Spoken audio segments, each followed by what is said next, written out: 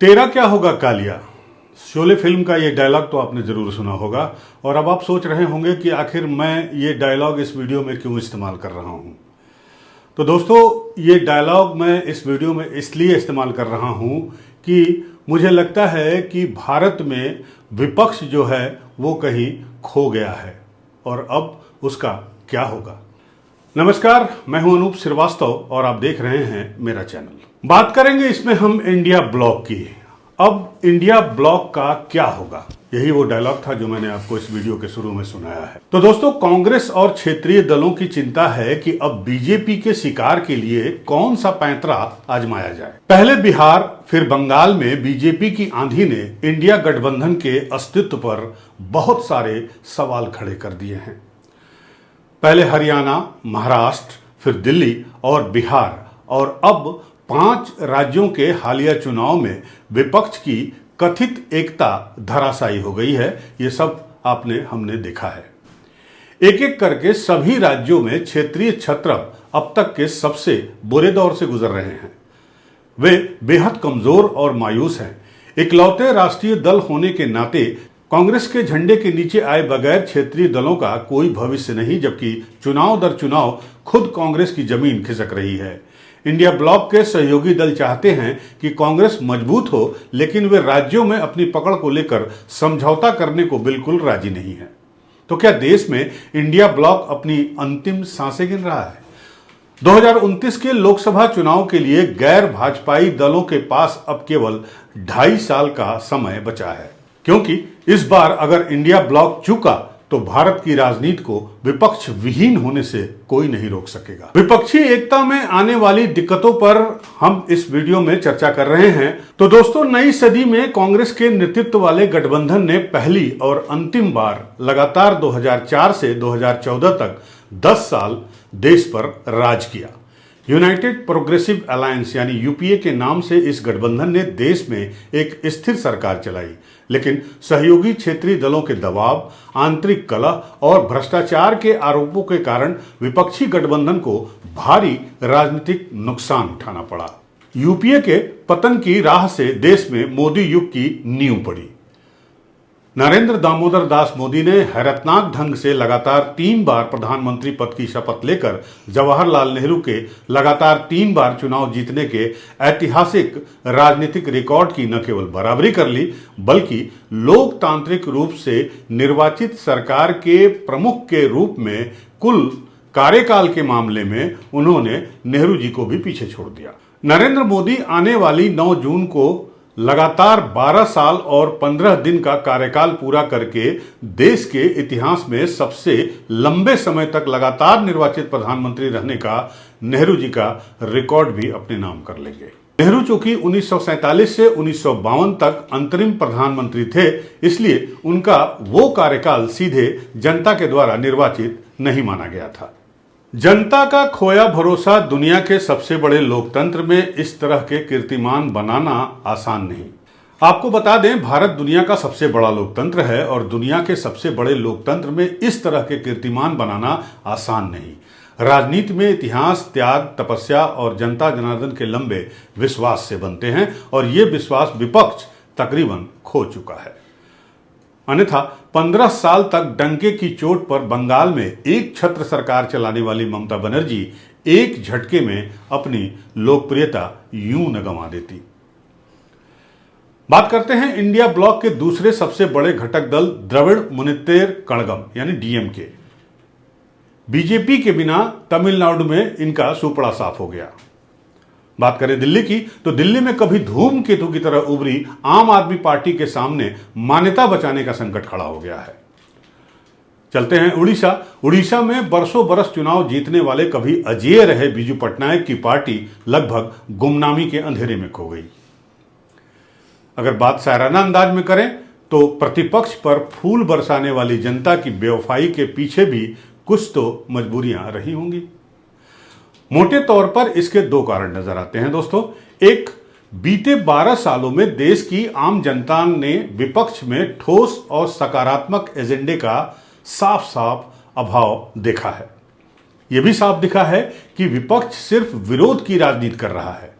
आम जनता को अक्सर ऐसा लगता है कि विपक्ष के पास देश के विकास के लिए कोई ठोस वैकल्पिक मॉडल या रोड मैप नहीं है। उनका पूरा ध्यान केवल मोदी विरोध, नरेंद्र मोदी का विरोध करो या सरकार का विरोध करो, सरकारी विरोध पर केंद्रित रहता है, उसी पर वो फोकस रहते हैं। दूसरा, जनता के सामने ये अभी तक स्पष्ट नहीं हो पाया है कि यदि विपक्ष सत्ता में आता है तो वह अर्थव्यवस्था, रोजगार, विदेश नीति और राष्ट्रीय सुरक्षा जैसे बड़े मुद्दों पर सरकार से बेहतर काम कैसे करेगा। इस बारे में कभी इन लोगों ने कोई अपना प्लान नहीं रखा है जनता के सामने। इंडिया ब्लॉक में आंतरिक कलह और अस्थिरता भी आम जनता के बीच अविश्वास की तीसरी वजह बनी है। 2024 के लोकसभा चुनाव में सीटों और नेतृत्व पर अंत समय तक लगातार खींचतान चलती रही। आपने देखा था इस बात को। और विपक्षी गठबंधन के भीतर राज्यों के स्तर पर सीटों के बंटवारे को लेकर लगातार होने वाले विवाद भी जनता के बीच ये मैसेज देते हैं कि ये दल केवल सत्ता के लिए साथ आए हैं, देश से इनका कोई मतलब नहीं है, देश के लिए एक साथ नहीं खड़े हैं। यूपी में भी आपको देखने को मिलेगा।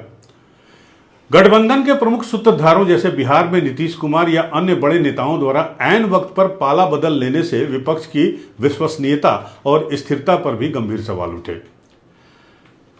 अब विपक्ष के प्रति अविश्वास का चौथा कारण जो है वो गठबंधन में एक मजबूत और सर्वमान्य चेहरे का न होना है।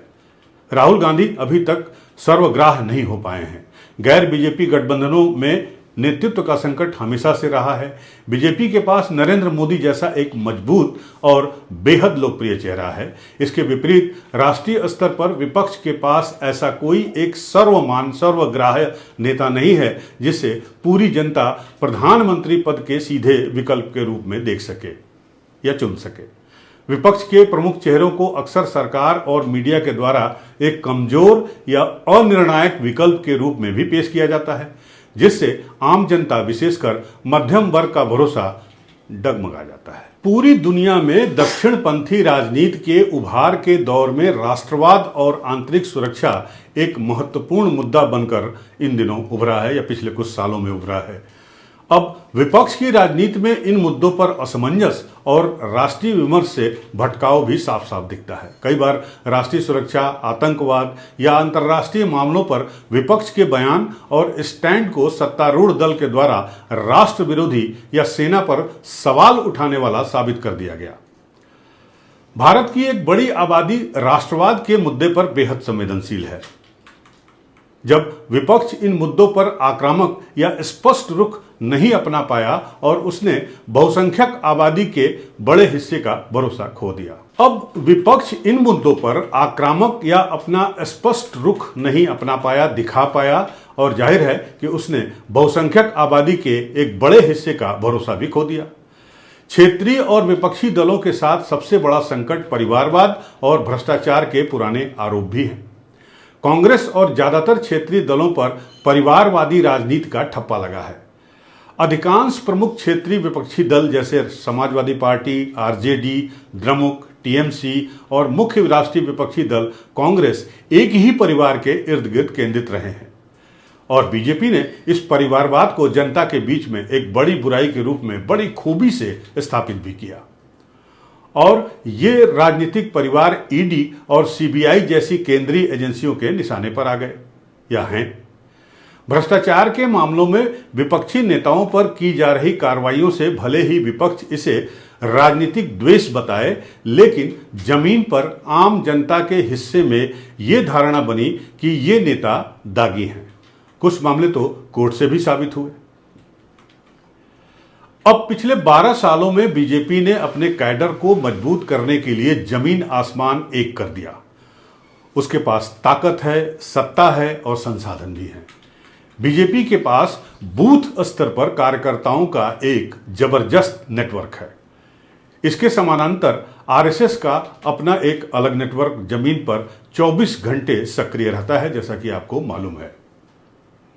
और आपको ये नेटवर्क बिहार और पश्चिम बंगाल के चुनाव में दिखाई भी दिया, उनके परिणामों में भी।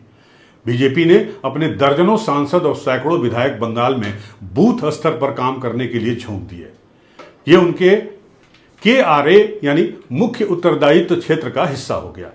इसके मुकाबले कई विपक्षी दल चुनाव खत्म होते ही जमीन से गायब हो जाते हैं और उनकी राजनीति केवल सोशल मीडिया या प्रेस कॉन्फ्रेंस तक ही सीमित रह जाती है। और इसका सबसे बड़ा उदाहरण उत्तर प्रदेश है। विपक्ष अक्सर उन मुद्दों जैसे संविधान बचाओ, लोकतंत्र खतरे में है को उठाता तो जरूर है, जो बौद्धिक स्तर पर तो हो सकते हैं कि सही हो, लेकिन गरीब और ग्रामीण जनता की रोजमर्रा की समस्याओं जैसे महंगाई, स्थानीय विकास, पानी, सड़क से सीधे कनेक्ट नहीं कर पाते या नहीं कर पा रहे हैं। तो दोस्तों, ये कुछ वजहें हैं जिसकी वजह से मैंने आपको इस वीडियो के शुरू में पूछा कि शुरू में ये डायलॉग बताया कि तेरा क्या होगा कालिया।